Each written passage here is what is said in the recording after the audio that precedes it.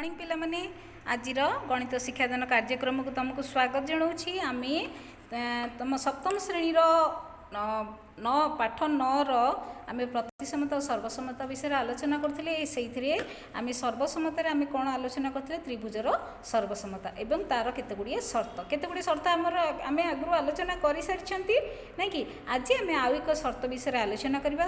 आलोचना करने पूर्व तुम पृष्ठा ये देख 193 पृष्ठा 193 पृष्ठार ये तुम निजे कर देख बोली अच्छी। तेणु मुझे किसी स्केल फेल धरिकी करूना केवल तुम बुझाऊँगी तुम मैंने ये गोटे रेखाखंड अंकन कर केते लिखाई ये देख के दैर्घ्य केते अच्छी ना 6 सेंटीमीटर स्केल साहाय्य एक 6 सेंटीमीटर दैर्घ्य अंकन करवा तार ना दब बी आउ सी।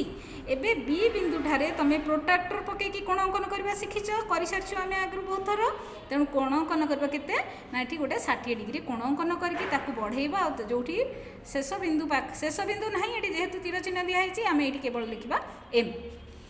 तापर कौन करवा बी ठारू ए को आम 5 सेंटीमीटर नहीं कि ये एक रेखाखंड अंकन करवा। ठीक अच्छे यही कोणटी ये देख पिले मुझे छकी मारी तुम मैंने निज बही भी टे चेक करदे ये लिखाई भूल प्रिंटिंग मिस्टेक रे 75 डिग्री थी कि आम ये केते डिग्री अंकन कर 60 डिग्री ये भूल बसतः 75 लिखाई तेणु ये दुईटी जगह मुझे काटिकी 60 डिग्री बोली अंकन कर आम ए बिंदु सहित सी बिंदु को जोड़ा। ये देख गोटे त्रिभुज होगा ए बी सी त्रिभुज जो त्रिभुजर ए बी हूँ 5 सेंटीमीटर बी सी होगा 6 सेंटीमीटर और बी कोणर परिमाण होगा 60 डिग्री आम युड़क अंकन त्रिभुज परी आम आउ गोटे त्रिभुज अंकन करवा से त्रिभुजर ना दबा पी क्यू आर त्रिभुज। देख पिले ये अच्छी पी क्यू आर त्रिभुज जार पी क्यू है 5 सेंटीमीटर क्यू आर है 6 सेंटीमीटर आउ क्यू कोणर क्यू बिंदु रे केते डिग्री कोण है ना 60 डिग्री कोण।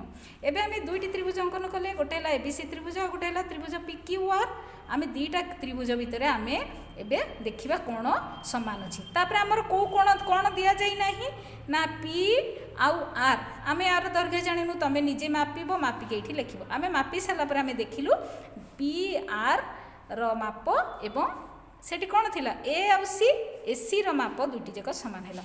ताल आम दुईटा जाक त्रिभुज देखिले मुझे अलरेडी लिखिदे गोटे वीडियो बनाऊली कटिगला आउ थे करी तेणु ये आगु लिखाई जाइए त्रिभुज एबीसी और त्रिभुज पी क्यू भितर एबी सहित पी क्यू सर्वसम बी सी सहित क्यू आर सर्वसम सी ए सहित आर पी सर्वसम ता छड़ा ए कोण सहित पी कोण आ बी कोण सहित की कोण कारण बी कोण की कोण आम निजे कर 60 डिग्री आर दुईटा कोण को मापिकी आम लिखा देखा सामान अच्छी कि ना आ सी कोण सहित आर कोण सामान मु मापिकी देखी सारी सामान अच्छी तुम मापिब और देख कोणर परिमाण केते निजे निजे ये लिख।